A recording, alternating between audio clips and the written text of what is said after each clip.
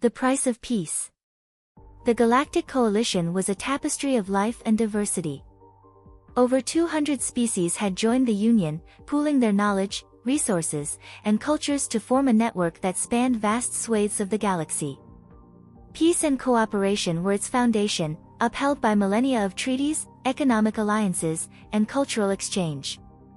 On any given day, the Unity's edge, one of the Coalition's busiest orbital hubs, thrummed with activity. Ships of countless designs docked and departed, their crews a blur of shapes, colors, and sizes. The station was a marvel of engineering, an artificial world that boasted markets with foods and goods from across the galaxy, diplomatic offices where delicate negotiations unfolded, and sprawling residential quarters where beings of all kinds coexisted. Deep in the heart of the station, the Grand Exchange bustled. Floating holosigns advertised wares from the waterworlds of Aquanaris to the dense forge planets of Ferlax 8. A Ruvian merchant displayed glittering shards of rare crystallium to a trio of hovering tlor, their gelatinous bodies pulsing with interest. Nearby, a human musician strummed a stringed instrument, his notes blending seamlessly with the hum of the crowd. Humans were an oddity within the Coalition. Despite originating from what the galaxy classified as a death world, their temperament was anything but violent. Humanity had forged a reputation as peacemakers, mediators, and loyal allies who valued coexistence above all else. Eileen Kale, one of humanity's most accomplished diplomats, strolled through the exchange, her attention drawn to the myriad sights. She paused to greet a group of traders from the insectoid Zealer race, who chittered a friendly response before resuming their bargaining. It was moments like these that reminded her why she worked so tirelessly in the council chambers. But beneath the Coalition's harmonious surface, tension simmered. Rumors of an expansionist empire, one that cared nothing for treaties or diplomacy, had begun to spread. At first, they were dismissed as exaggerations. Yet as isolated systems went silent and refugee ships trickled in, the whispers grew louder. Kale's communicator chimed, pulling her thoughts back to the present. "Ambassador Kale," came the voice of her aide, a young Orotha named Selen. "The council has convened. They're awaiting your presence." Kale nodded, her expression unreadable. "On my way." As she stepped into a private transport pod that would carry her to the council chambers, she couldn't shake the feeling that the Coalition's golden age was on the verge of collapse. The council hall was a masterpiece of architecture, a vast chamber designed to accommodate delegates from every member species. Each delegation had its own designated area, equipped with technology tailored to their physiology and communication needs. At the center of it all was the speaker's podium, where High Speaker Vlorax presided. Kale arrived to find the hall abuzz with unease. The recent loss of 3 outlying systems, claimed by an aggressive faction calling itself the Empire, had shaken the Coalition to its core. Vlorax raised one of their 4 arms, calling for order. The room fell silent as the Serakian leader spoke. "We face a grave threat," Vlorax rumbled, their voice resonating through the chamber. "The Empire's actions are a direct challenge to our sovereignty. We must respond decisively." A murmur of agreement rippled through the hall. Kale rose from her seat, activating her podium's microphone. "High Speaker, esteemed delegates, I urge caution. A war with the Empire would cost countless lives and destabilize the very foundation of our coalition. We must explore diplomatic channels." "Diplomacy?" scoffed a hulking Draken delegate, their ridged crest flaring in agitation. "They've shown no interest in negotiation. They take what they want. Why should we waste time on talk?" "Because war is not a solution," Kale replied firmly. "It's a failure of imagination and foresight. Humanity has seen the horrors of war firsthand, and we know that even victory can come at an unacceptable price." The Draken delegate sneered. "Perhaps your people's aversion to conflict stems from weakness, not wisdom. You claim to be Deathworlders, yet you flinch at the mere mention of war." Kale held their gaze, her voice steady. "We do not flinch. We choose restraint. There is a difference." Despite Kale's impassioned plea, the council remained divided. The more militaristic species, like the Draken and Zelther, pushed for an immediate military response. Others, like the Arborians and Orotha, sided with humanity, advocating for caution and diplomacy. In the end, the Council voted to authorize Kale and her team to pursue negotiations with the Empire, but with the understanding that preparations for war would continue in parallel. Kale wasted no time. Within days, she and a delegation of diplomats were en route to the contested border. The Empire had agreed to a temporary ceasefire, allowing for talks to take place aboard a neutral station. The Empire's representatives were as imposing as the rumors suggested. The Drakari, their dominant species, were a blend of reptilian and mammalian traits, with scaled skin, sharp claws, and a predatory intelligence that radiated from their piercing yellow eyes. Their leader, General Kothrask, greeted Kale with a mocking bow. "Ambassador Kale," he said, his voice a low growl. "We are honored by your presence. Though I must admit, I did not expect such a fragile-looking emissary from the vaunted Deathworlders." Kale met his gaze without flinching. "Fragility and strength are often misunderstood, General. I hope we can use this meeting to find a resolution that spares both our people's unnecessary suffering." Kothrask smirked but gestured for her to sit. The negotiations were grueling. The Empire's demands were steep, and Kale knew that meeting them would anger many in the coalition. Yet she also knew the alternative, war, would be far worse. After days of tense discussions, a treaty was signed. The coalition ceded a handful of border systems to the Empire, in exchange for a promise that they would not push further into coalition space. Humanity took responsibility for compensating the displaced species, offering them territory within their own systems. Kale returned to the Council to present the agreement. "This treaty is not ideal," she admitted, addressing the assembled delegates. "But it is better than the alternative. War is a fire that consumes everything in its path. We have bought time to prepare, to strengthen our defenses, and to show the Empire that coexistence is possible." The Council accepted the treaty, but not without grumbling. Among the more warlike species, whispers began to circulate. Perhaps humanity's reluctance to fight was proof that Deathworlders were not so frightening after all, and the humans were weaker than most believed. The peace lasted barely a decade. The Empire, emboldened by the coalition's concessions, began a new campaign of expansion.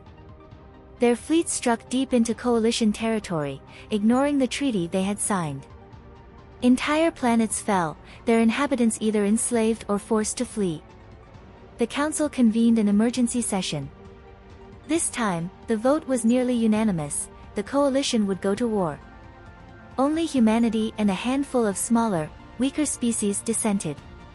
"You can't be serious," Kale argued, her voice rising in frustration. "We knew this would happen."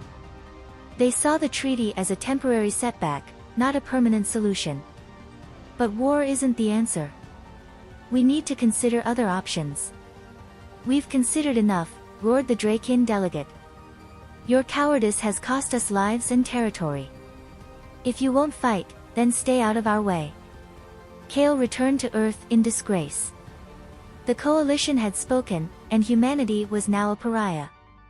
Even those who had once been allies began to view humans with suspicion and contempt. The coalition's fleets met the Empire in battle, and the results were catastrophic. Though the coalition had strength in numbers, the Empire's forces were better trained, better equipped, and utterly ruthless. For every system the coalition reclaimed, they lost 3 more. Humanity, true to its word, refused to fight offensively. Instead, they dedicated their resources to evacuating refugees, providing humanitarian aid, and covering the coalition's retreats. Their actions saved billions of lives, but it wasn't enough to turn the tide of the war. As the conflict dragged on, resentment against humanity grew. Rumors spread that humans were deliberately sabotaging the war effort to force the coalition into accepting another treaty. "They're nothing but cowards," spat one Zelther soldier during a debrief. "All that talk about being Deathworlders was just bluster. They'd rather watch us burn than lift a finger to help." Kale, now leading humanity's relief efforts, heard these accusations daily. They cut deep, but she refused to let them distract her from her convictions. The war continued to ravage the coalition's outer territories. Despite humanity's tireless efforts to provide aid and protect the refugees, the number of deaths climbed steadily. Trust in humanity began to erode, and tensions between the coalition species reached a boiling point. The calls for action against humanity grew louder. Then came the outbreak of a new weapon, one unlike anything the coalition had ever seen. The Empire unleashed genetically engineered plagues on several coalition worlds, decimating entire populations. Cities fell silent as the deadly diseases spread like wildfire, and the coalition's medical systems, stretched thin by the war, could do nothing to halt their progress. Humanity, too, was shaken by the scale of the attack. Kale immediately sent an urgent message to the Empire's leadership. "Stop. This madness must end," she pleaded. "You've gone too far. There are innocent lives caught in this conflict, lives that don't deserve to die because of your hatred." For a moment, there was silence. Then, the reply came, "It is too late. You have chosen to defy us. The death of your people will be a fitting lesson for the rest of the galaxy." Humanity, despite its reluctance to fight, could no longer stand idle. The time for diplomacy had passed. It was then, when everything looked darkest for humanity and the coalition, that Kale learned one of humanity's most closely guarded secrets. For millennia, humanity had kept its true military capabilities hidden, even from its own people and its closest allies. The Earth, the cradle of their civilization, had long ago become a fortress of research and development. It was there that humanity had perfected technologies so terrifying they had never been revealed to anyone outside those involved in the programs. Kale and a select few were shown the full extent of humanity's hidden arsenal, a weaponized force beyond comprehension. And it was not just a question of technology. Humanity had spent millennia developing genetic modifications, designed to enhance the strength, resilience, and intelligence of their people. The humans had created a group known as the Titans, individuals who had undergone extensive genetic alterations. They were faster, stronger, and more durable than any normal human. More importantly, they had been trained to lead, to think strategically, and to command armies. These individuals had never seen battle, not because they were incapable, but because humanity had sworn to never use them unless the galaxy was truly at stake. More recently, in the last 2,000 years, those running the program had even scouted and recruited individuals from each coalition species and gave them the same enhancements and training to make sure that when the time came to use this program, they would be able to be the bridge between the human military and each coalition race to make sure there was a smooth integration. Those running the program also acknowledged that the aim of this program was not to create a power imbalance in humanity's favor, and so realized that to make sure there was representation from the other races, they needed to make sure each race was given the same power within this program. The Titans were not just warriors, they were the ultimate safeguard against extinction. Kale felt a deep sense of dread as the full scope of the program became clear. Humanity had created these superhumans, not as some weapons of conquest, but as a shield to protect the future. Now, in the face of unimaginable threats, it seemed that shield would need to be wielded as a sword to cut down these threats to peace and freedom. After much deliberation, the program's leaders made the painful decision to activate the Titan program. Kale, though still haunted by the possibility of unleashing such terrifying power, knew it was the only way to stop the Empire. The stakes were higher than ever before. The Titans, directed by Kale herself, were dispatched to the front lines of the war. Armed with devastating new weapons, including nanotech that could target and eliminate entire fleets, weapons that could wipe out entire systems, and even devices that could create localized singularities, they began to change the tide of the conflict. The Empire's forces, caught off guard by the sudden appearance of these superpowered soldiers, were thrown into disarray. But the true horrors of the Titan program lay not in their strength or their weapons, but in the psychological warfare they employed. Humanity had developed technologies that could manipulate fear itself, turning the Empire's forces against each other. One of the most horrific weapons was the reanimation plague, a nanobot-based virus that could raise the dead and control their movements. In the chaos of battle, the dead would rise from the battlefield and become weapons in their own right, forcing the Empire's soldiers to fight against the bodies of their own fallen comrades. As the war raged on, the Coalition began to realize the full scale of what humanity had unleashed. The once celebrated allies had become the galaxy's most terrifying force. The Titans struck quickly and decisively, but the psychological impact was even more profound. The Empire, already a brutal regime, began to fracture under the pressure. Their soldiers, witnessing the horrors humanity could bring to bear, began to question their cause. Many surrendered, others fled. The Empire was unraveling. The Coalition's leaders were stunned as the Empire's forces crumbled.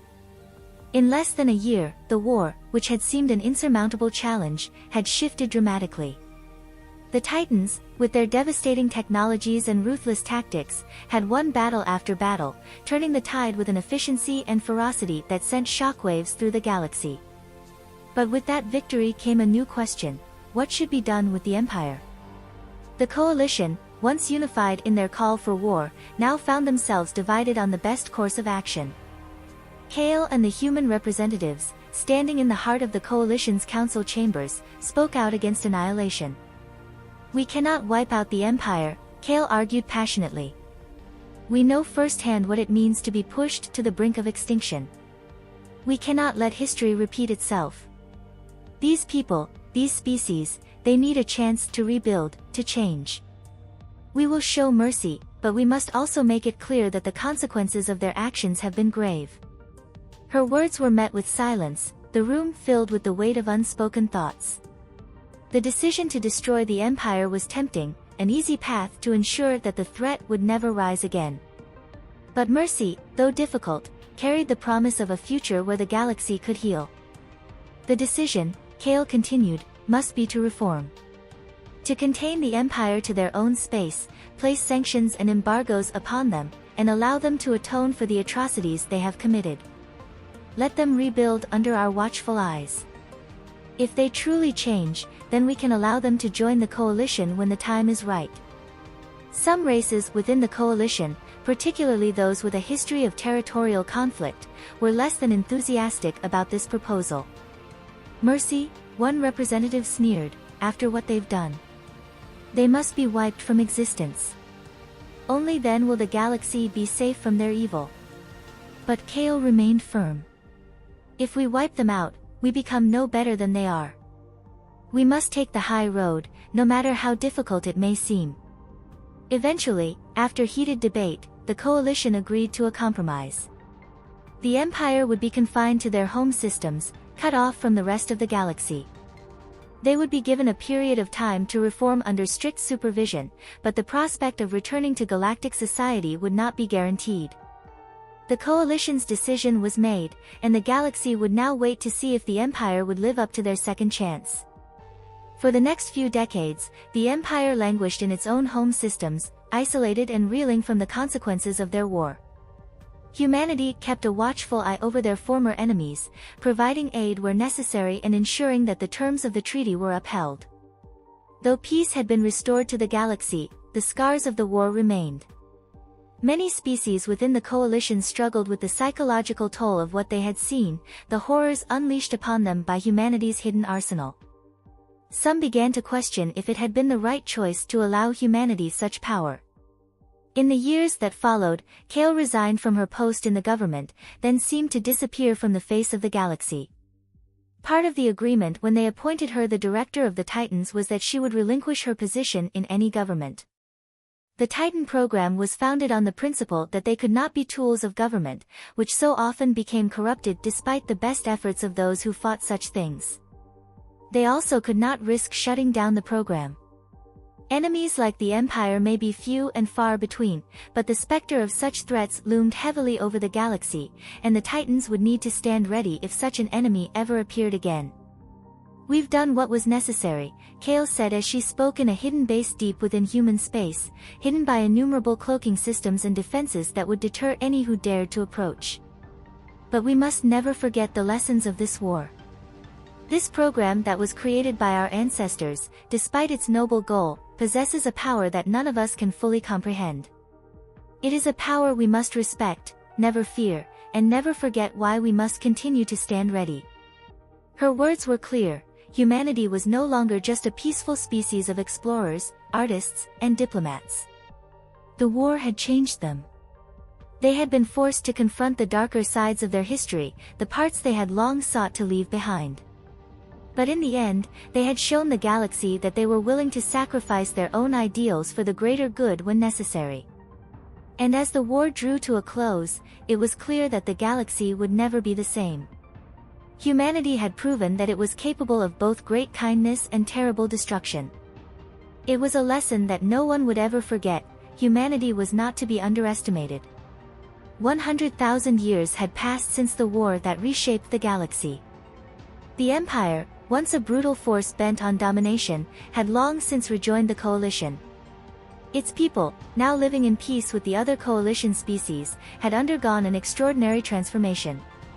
The scars of their past remained, but they had atoned for their atrocities, and in doing so, had become part of a unified galactic society. As for humanity, its position in the galaxy had only grown stronger. The Titans, who had once been feared, were now revered as the ultimate protectors of peace, though their presence was no longer required on the front lines of war. Humanity had integrated deeply into the galactic community, always ready to lend a hand, to share its knowledge and expertise, and to offer its diplomatic services whenever needed. But the lessons of the past had not been forgotten. In every corner of the galaxy, the story of humanity's rise, the war with the Empire, and the terrifying power they had unleashed was taught in schools. It was a reminder to all that peace must be fought for, but that there is a price to pay for maintaining it. And perhaps the greatest lesson was the one that humanity had always known: there are times when diplomacy, kindness, and understanding must guide the way. But when the darkness rises, when all other options fail, humanity would stand ready to face it, no matter the cost. The galaxy had learned to respect them for it. In the years to come, humanity's reputation as the strongest, most formidable species in the galaxy remained undisputed. But it was not only their strength that defined them, it was their unwavering commitment to protect and preserve the galaxy, even if it meant risking everything to safeguard the future. And so, as the galaxy moved forward into a new age, the memory of the Empire's fall remained etched in the minds of all. The Empire that had once threatened to tear the galaxy apart was now but a shadow, and in its place stood a future that, for better or worse, had been shaped by humanity's unyielding will.